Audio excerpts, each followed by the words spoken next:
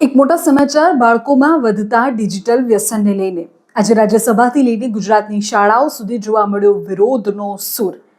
આજના સમયમાં બાળકોના હાથમાં રમી રહેલો સ્માર્ટફોન એ માત્ર મનોરંજનનું સાધન નથી રહ્યો, પણ તે ડિજિટલ વ્યસનનું એક અત્યંત ખતરનાક રૂપ ધારણ કરી ચૂક્યો છે। આ એક એવો ગંભીર મુદ્દો છે કે જેની ગૂંજ હવે દેશની સર્વોચ્ચ પંચાયત એટલે કે રાજ્યસભાથી લઈને ગુજરાતની શાળાઓ સુધી સંભળાઈ રહી છે।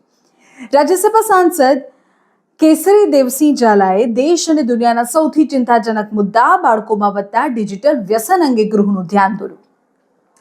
તેમણે વિવિધ સર્વેના આંકડા ટાંકીને ચેતવણી આપી કે ડિજિટલ વ્યસનને કારણે બાળકોની જ્ઞાનાત્મક ગુણવત્તા અને ભવિષ્ય માટે કામ કરવાની ક્ષમતાઓને ભારે નુકસાન પહોંચે છે।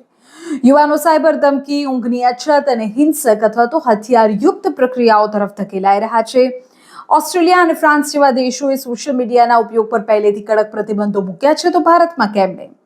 કેસરી દેવસિંહે સ્પષ્ટ માંગણી કરી કે ભારતના ભવિષ્યને બચાવવા માટે આ કડક કાયદાકીય માળખું અને એજ વેરિફિકેશન પ્રોટોકોલ બનાવવાનો સમય આવી ગયો છે। આ તરફ ગુજરાતમાં પણ આ મુદ્દે વિરોધ થયો, ચિંતાના સૂર ઘેરા બન્યા।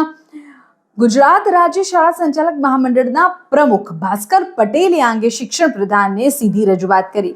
તેમણે માંગણી કરી કે ધોરણ 1 થી 10ના વિદ્યાર્થીઓ માટે મોબાઈલ ફોનના ઉપયોગ પર તાત્કાલિક અસરથી પ્રતિબંધ મૂકવામાં આવે। સતત મોબાઈલનો ઉપયોગ શાળાઓના શૈક્ષણિક વાતાવરણ અને બાળકોના અભ્યાસ પર વિપરીત અસર કરી રહ્યો છે। રાજ્ય સરકારના વર્ષ 2010ના પરિપત્રનું તમામ શાળાઓમાં કડક પાલન કરાવવામાં આવે। શિક્ષણ માટે જ્યાં મોબાઈલ ખરેખર જરૂરી હોય ત્યાં ચોક્કસ અને સ્પષ્ટ ગાઈડલાઈન પણ બહાર પાડવામાં આવે।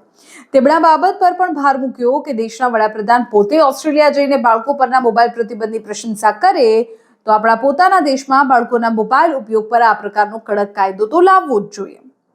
તમે શું માનો છો કે શું આવો કડક કાયદો દેશમાં હોવો જોઈએ? તમે માનો છો કે બાળકોના હાથમાં રહેલો આ મોબાઈલ એક વ્યસન બની ગયો છે, તેના સારા ભવિષ્ય માટે તેઓને મોબાઈલ, સ્માર્ટફોન, સ્માર્ટ ગેજેટ્સથી દૂર કરવા પડશે અને દેશમાં કડક કાયદો લાવવો પડશે? તમારો અભિપ્રાય શું છે એ કમેન્ટ કરીને કહો।